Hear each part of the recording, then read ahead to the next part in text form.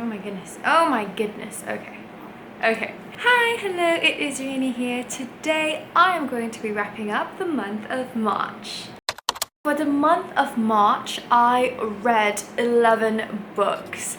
I think that's quite a lot. So, here is the book stack that I am going to be telling you about. I have ebooks as well, so this is not all the books that I read, but I have ebooks as well. Oh my gosh. Let's start.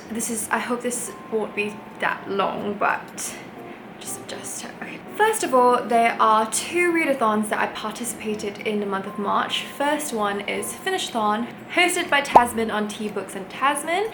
And then second is Bookoplathon, which is hosted by Becca and the Books. I unfortunately failed Bookoplathon. However, I did complete Finishathon, the books that I wanted to read for Finishathon. So let's get into it. So the books that I read for Finishathon was The Subtle Art of Not Giving an F and Eugene Onogen by Alexander Pushkin. The Subtle Art of Not Giving an F is a non-fiction book by Manson, and I gave this book 4 stars. So my thoughts on this book is that it is an interesting book. So how it works is that it elaborates on approaches that is kind of reverse psychology. So whatever you do, just whatever you think you should do, don't do it, in that kind of sense. So say for example, if you tell yourself that, oh, you know, I'm not good enough, and that if you tell yourself that you're not good enough and then you accept it, that way being not good enough makes you become a better person, sort of something like that. So he elaborates in that sort of sense, and it's really fascinating because sometimes the principles that he's trying to teach are quite hard to wrap your head around because it is very confusing. Overall, I did really like this book. However, I have to say that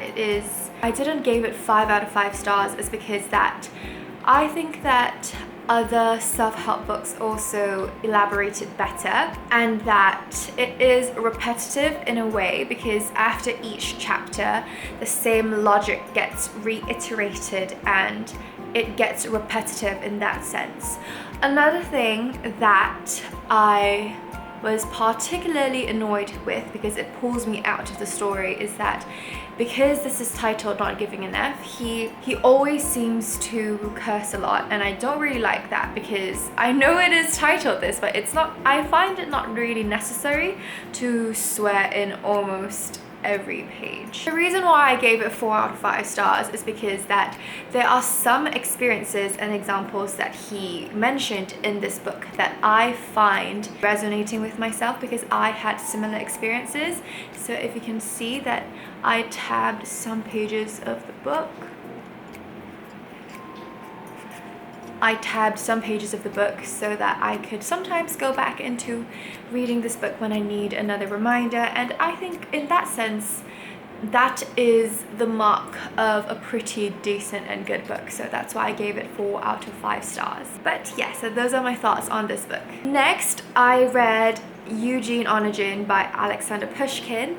This is translated from Russian by James E. Fallon. I really enjoyed this book because Alexander Pushkin's writing is just absolutely gorgeous. It feels as if you're dancing through words, and it's amazing how he can achieve that. And bear in mind that this is translated, so I just imagine reading it in Russian and you are properly in word heaven, because he makes you really enjoy the writing, and it's amusing and it's also funny. So that's the best thing that you can ask from writing, I believe. It's funny, inspiring, and also hopeful. This book is about Eugene Onogen, of course, and also about Tatiana, a guy named Lensky, and also Olga, which is Tatiana's sister, and also Pushkin himself. He actually inserted himself into the novel and his muse.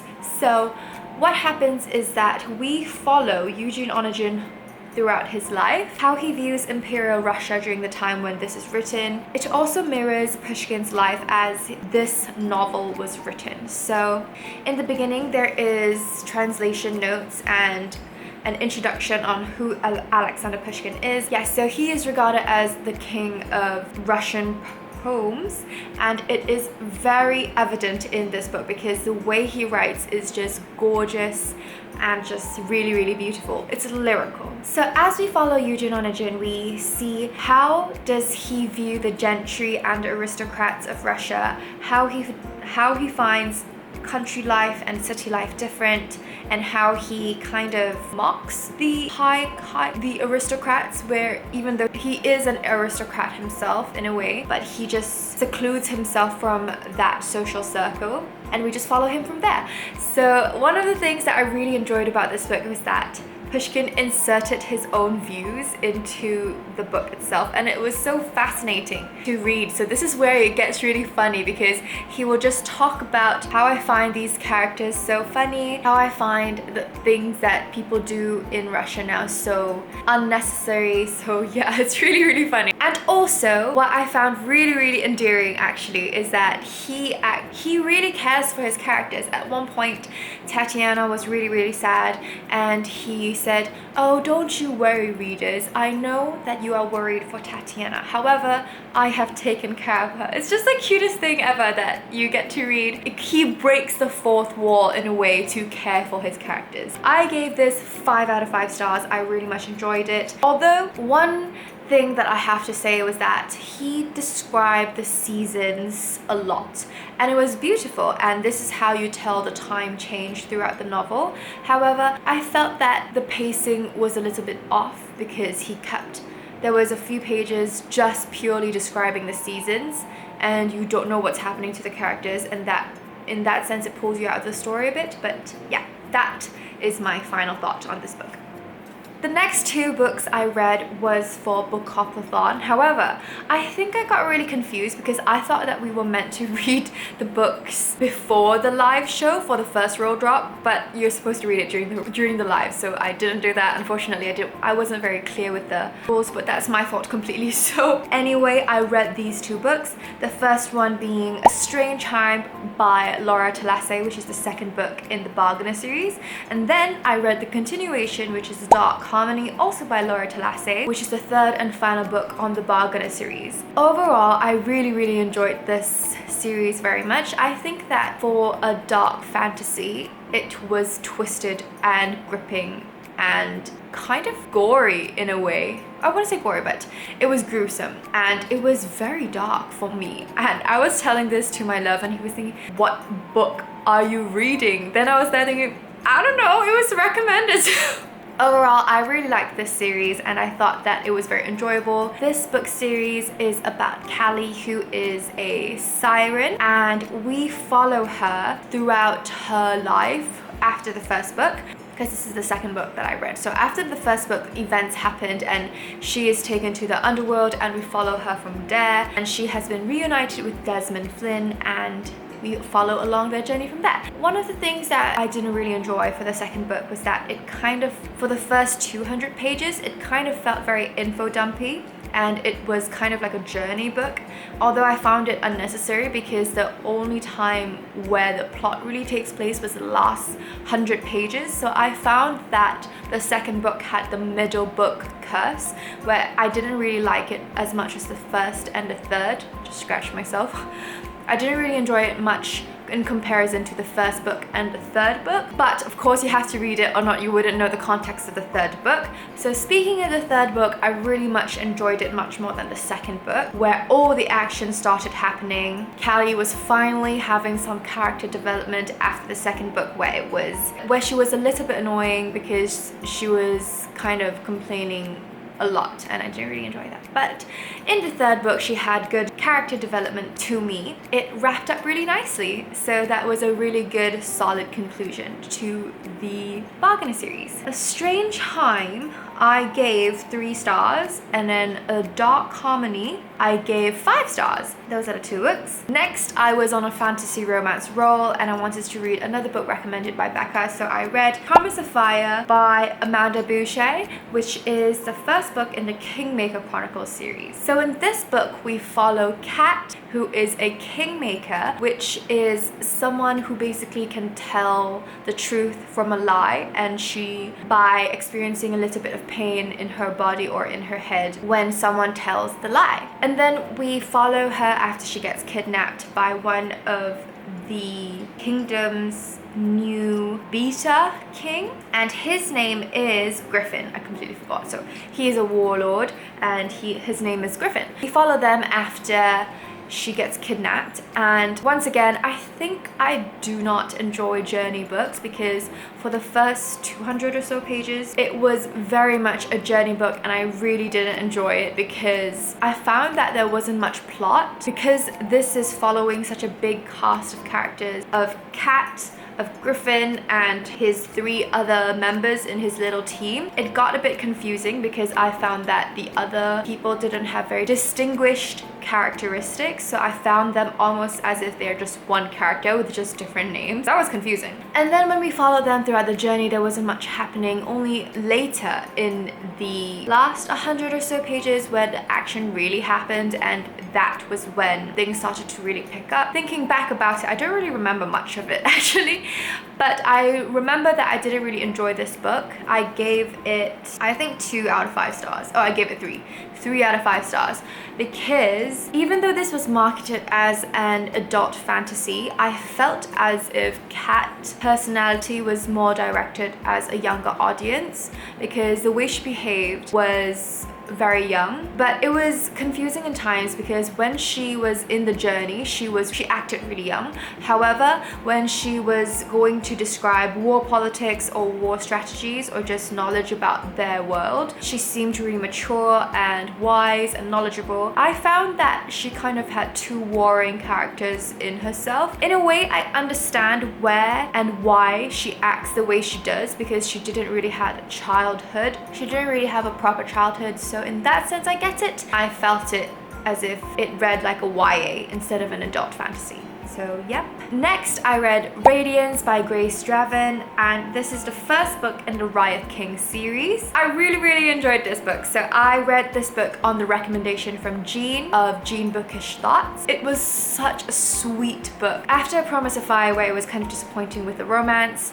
I love this book because this was really a book of 2 people just coming together, not being prejudiced, and slowly getting to know each other and just really understanding a person is human and they have human emotions. They explore these emotions together, and it was just beautiful. It was a beautiful joining of 2 different people from 2 different tribes, and them coming to appreciate their different cultures and appreciate how different they are, and still being able to come and love each other. It was just beautiful, and it was a lovely book to read. This book is about, as I said, 2 people from 2 different tribes, one being Ildiko. This is the main girl character, and then we have the guy, which is Christian. Okay, I forgot their names, but I just remember it was a good book. We follow these 2 characters and how their marriage was arranged for a political reason,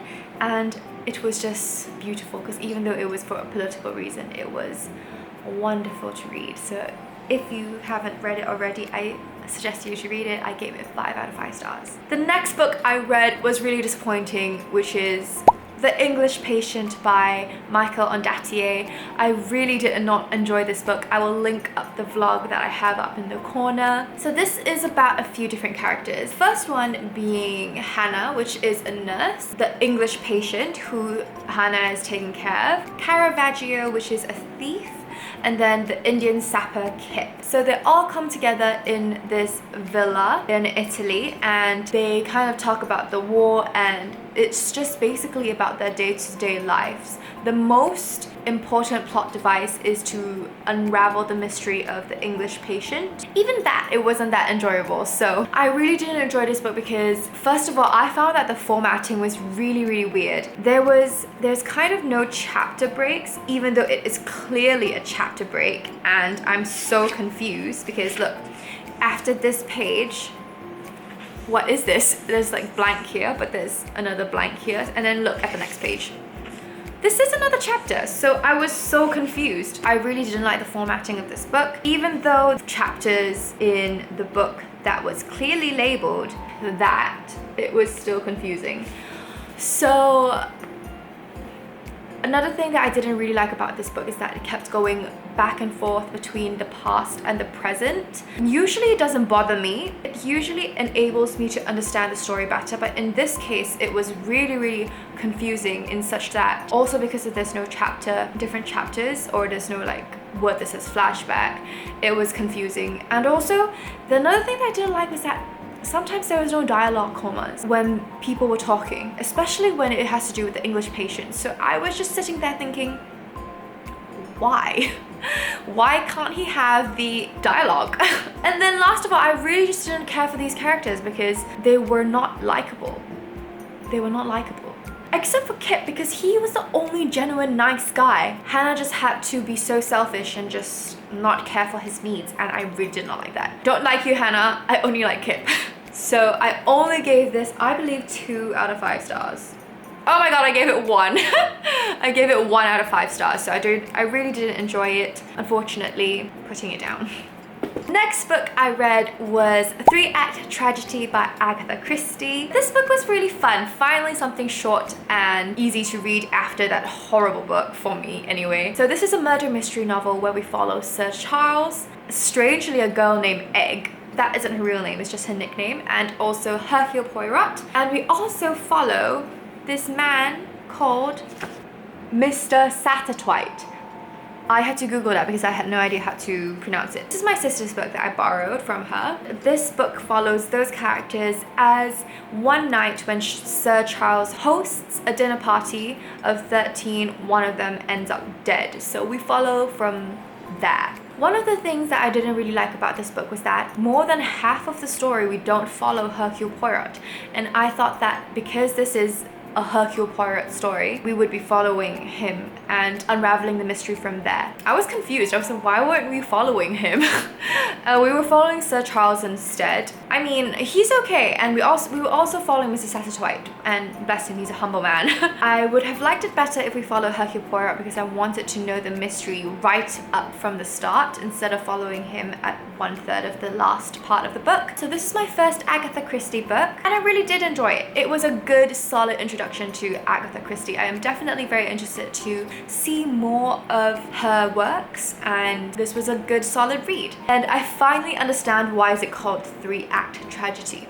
I kind of predicted the twist. I was just throwing out ideas in my head, and you know what? I got it correct. So in that sense, it kind of threw off the enjoyment because it wasn't that surprising. I gave it 3 out of 5 stars. It was a solid book, but not the best murder mystery book I've read. So hoping to read more of Agatha Christie because this made me really intrigued to read more of her books. Next, I read Howl's Moving Castle by Diana Wynne Jones. I will also link the weekly vlog of when I read this in the card as well. I thought this was a solid spring book. I've heard this being recommended to read during the springtime, and I wholly agree. It was fun to read. I love Diana Wynne Jones' writing. It was simple but to the point, but also it is whimsical without having to have so much flowery adjectives thrown in there in a sentence. And it was so lovely to read because I loved Sophie's character. She's witty and she just doesn't really care on other people. She's like, she has this notion that I'm the eldest because I'm already doomed from the start. I might as well just do what I want. In that sense, I thought she was very entertaining. I was thinking of the Studio Ghibli version when I was reading this book, and I have to say that I prefer this book in terms of the story.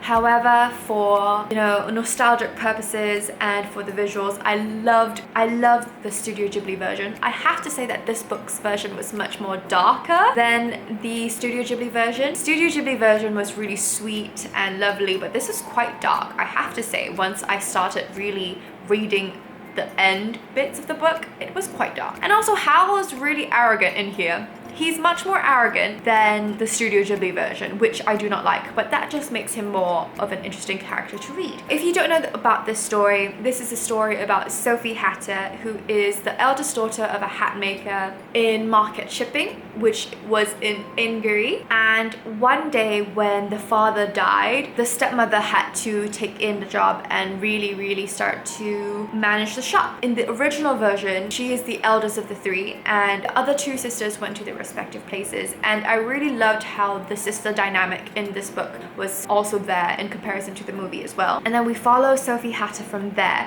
So she started making hats every single day so that she could keep the business running. And one day the Witch of the Waste came and cursed her so that she became a really old woman. From then on, Sophie was there thinking, you know what, because I'm old, I might as well try to find Howls to see if he can reverse the curse, because Howl came to the village of Ingary a few days prior to the incident and settled at near the outskirts of Ingary. So she just packed up and walked there with her old little limbs, and bless her, she is hard-headed and a very fun character to read. I really like this book. I gave it 4 out of 5 stars. A good solid read. Next, I read Eidolon by Grace Draven, which is the second book in the Wraith King series, and I didn't really enjoy this book as much as the first book. Be right back, battery dying.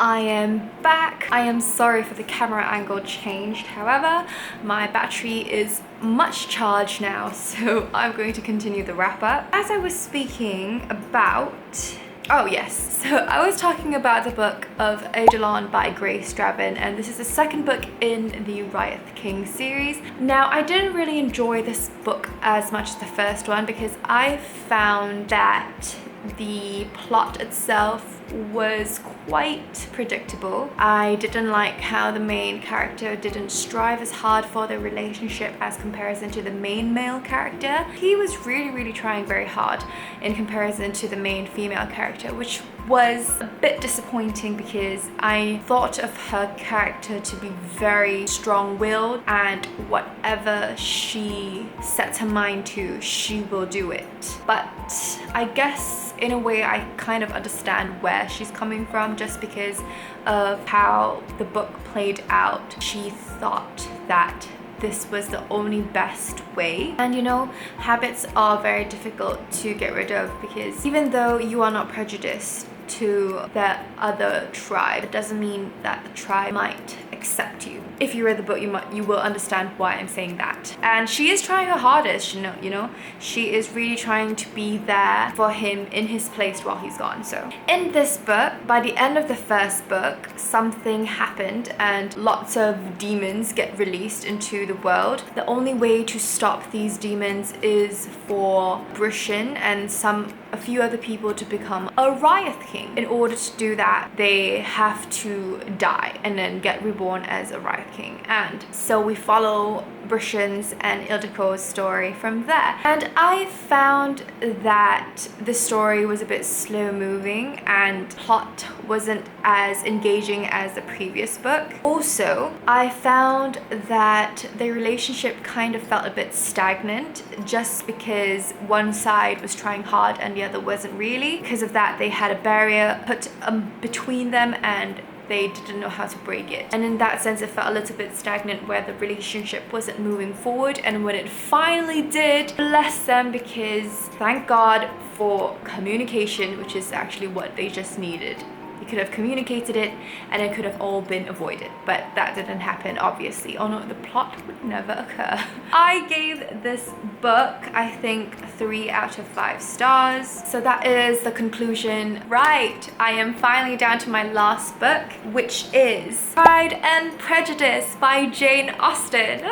I loved this book. It was amazing. This is my very first Jane Austen novel. I can't say that I am not a Jane Austen fan. I absolutely love her writing. It is gorgeous, and I also love the characters in this book. I love Lizzie. She is so fascinating. I love her thought processes, and I love how she's so witty and she's so clever. She doesn't let other people tell her what to do. She is an amazing character, and I really like her. She is not strong in the sense of physicality, but she is strong-willed in her mind, and I love that trait about her. I was watching the movie adaptation, the 2005 version, as I was reading this book, and I have to say that was an amazing experience. I suggest that if you haven't read Pride and Prejudice, that you do the same. I absolutely love reading and picturing Mr. Darcy and Lizzie as I was reading this book. I have to say that I enjoyed